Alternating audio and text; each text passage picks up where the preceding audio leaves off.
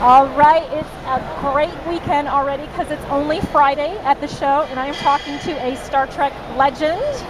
I love Star Trek. It is so exciting to meet you, Walter, and you pronounce your last name Koenig, right?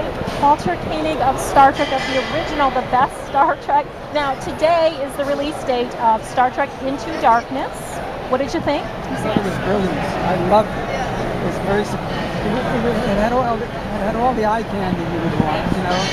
But beyond that, it has an ending that is such a surprise and so clever that the ending alone, I think, is worth the price of admission. Have you met the actor who plays Chekhov? Oh, yeah. Very nice young man. Oh, he's a very nice young man, quite bright.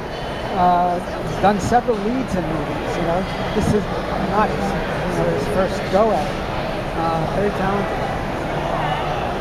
What are you working on right now? What do you do? I mean, do you do a lot of these kind of shows, or you have any roles coming up that we'll see you in? No. You don't want to do that anymore?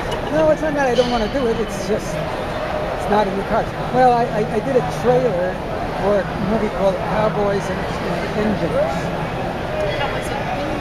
Engines. E-N-G-I-N-E-S. It's a punk, something, what is it called? It's a whole genre of filmmaking. Steampunk, that's what it is. I know about as much about it as you do. Yeah, it's the old west, but there's also things from the future. Now let's talk Star Trek for a moment, and I'm sure you've been asked a lot of these questions a bazillion times, but can you just tell me how you originally got the role? Because you came along in the second season, if I remember right, and I think that you were to appeal to the younger generation. You had that hair and everything, kind of like a monkey or a beetle or something. How did you get that role? Well, I had played a Russian in another television series, a guest starring role, about 3 years before that, and the same casting director was casting on Star Trek. And I had also done a guest lead on a show called The Lieutenant that Gene Roddenberry produced. And I had done a guest lead on the show, on the Alfred Hitchcock Hour. And the director of that episode was one of the directors on Star Trek. So I had a lot going for me. I had a lot of people who were really enthusiastic about it. To switch gears for a second, what was the Alfred Hitchcock Hour like? I mean, what do you remember of that experience? I know it's probably just one episode, but did you like meet Hitchcock? No. I think if you'd seen the show on television, he would have taken his name. Not necessarily my episode. Oh, I thought, you watch them now, they're so corny and so slow paced, and not well written. I mean, there are exceptions, but I had a good time. Harlan Ellison, you know who he is? He wrote the episode that I was in. City on the Edge of Forever? Or no, that's something he started. Sorry. Yeah, but he did write that. He wrote for Alfred Hitchcock Hour. Okay, I didn't realize that. Well, he wrote a story for a pocket book, for short stories called Memos from Purgatory, and it was converted into an episode of Hitchcock. Okay, so back to Star Trek. Can you share like some memory from the set that stands out to you now? Like something that we wouldn't have seen on screen, something crazy? I can't share that. The whole world of Star Trek fans want to know. Maybe this, who was the funnest to work with? Like just on the set? Me. Okay, I bet everybody would say that. Yeah, they would.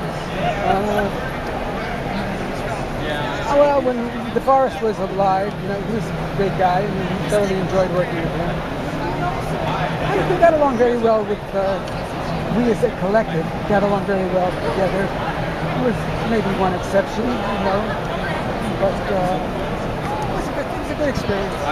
Now, why didn't Chekhov get all the action that the captain did? You know, all the hot alien females? Did you ever test that? It seems like every episode Kirk is getting the girl, and Chekhov is the younger guy. He's the more handsome guy there.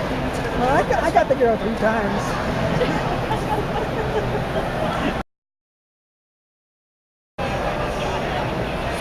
The apple.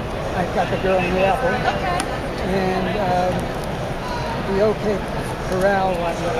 That was a good episode. It was a good episode. And you were key in that episode. Well, I got the girl in that one. series. It is 6:50 and you may the comic con will close in 10 minutes. I got killed in that episode.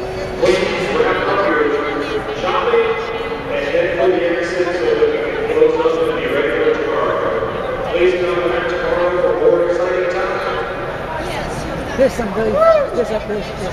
faulty writing in that episode, because the idea was that if you believed that you were really killed, then you died. But if you knew that it was an illusion, then it couldn't hurt you, because the whole thing was kind of an illusion. But I died before the really learned that if you don't believe you're going to get hurt, you're going to get hurt. Right. Because there's a big fight near the end. They were shooting all Yes, big showdown. Right, and they didn't hurt them because they knew that it wasn't real. But I died before we had this knowledge. She did. But they brought me back. So, do you keep up with your castmates from the original Star Trek? Do you guys all get together now and then, or do you see? I see them at conventions. What does a typical day in your life look like? Last question. These days, it's not very eventful, you know? Yeah, pretty quiet. You've earned it. No, I don't want it. I don't want it. I'd rather be working.